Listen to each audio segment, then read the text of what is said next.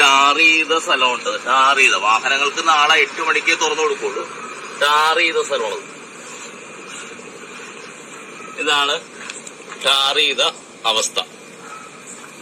നോക്കുക, നടി റോഡ്. ഇതിപ്പോ ഇന്ന് രാവിലെ ടാർ ചെയ്ത മെറ്റലടക്കമുള്ള സാധനം.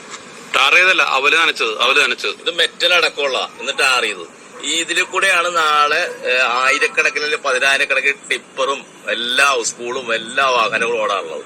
ഇതാണ് അവസ്ഥ. നോക്കുക, ഇപ്പൊ ഒരു സ്ഥലത്താണ് ഞങ്ങൾ കാണിക്കേണ്ടത്, തെറ്റിരിക്കണത് അടുക്കോട്ട് വീണ്ടും നോക്കാം.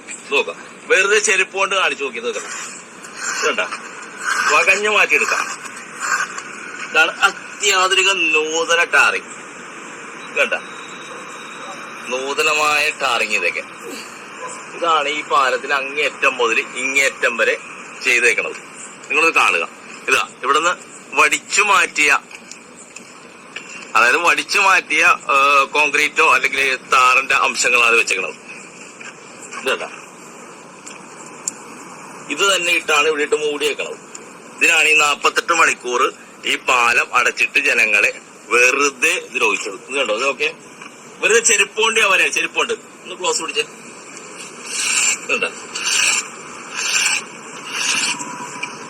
ചെരുപ്പുണ്ട്. ഇതാണ് ഇവിടുത്തെ അവസ്ഥ.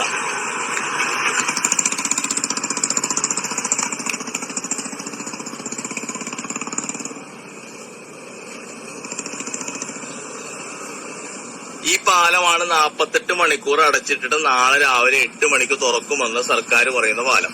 ഇതിന്റെ അവസ്ഥ ഇതാണ്. സൈക്കിള് പോയ പാട് നോക്കിയ, അത് ക്ലോസ് പിടിച്ച കണ്ട. ഈ പാലത്തിന് അപകടത്തിൽപ്പെട്ട ബൈക്കുകൾ ഇരിക്കണ. എത്രയോ പേരുടെ ജീവൻ അപകടത്തിലായ ബൈക്കുകൾ ഇരിപ്പുണ്ട്.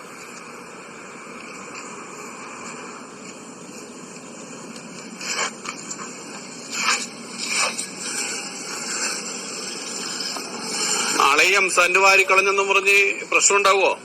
ചിലപ്പോ ഉണ്ടാവും. നമ്മൾ ഈ ചെരുപ്പ് കൊണ്ട് തൂത്തപ്പോ എംസാന്റ് വാരിക്കളെന്ന് പറഞ്ഞ് ചിലപ്പോ കേസ് ഉണ്ടാവും. അത് നമുക്ക് നോക്കാന്നേ.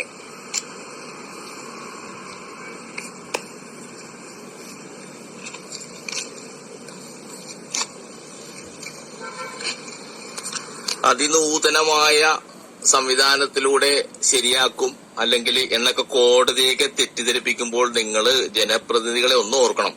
ഞങ്ങൾ ഈ സാധാരണക്കാരുടെ പണം പിരിച്ചിട്ട് നിങ്ങൾ ഞങ്ങളെയൊക്കെ ഇങ്ങനെ ദ്രോഹിക്കരുത്. ഒരു നിമിഷമെങ്കിലും ഇത്രയും അതപ്പതിച്ചു പോരുത് ലൈഫ്. നിങ്ങളുടെയൊക്കെ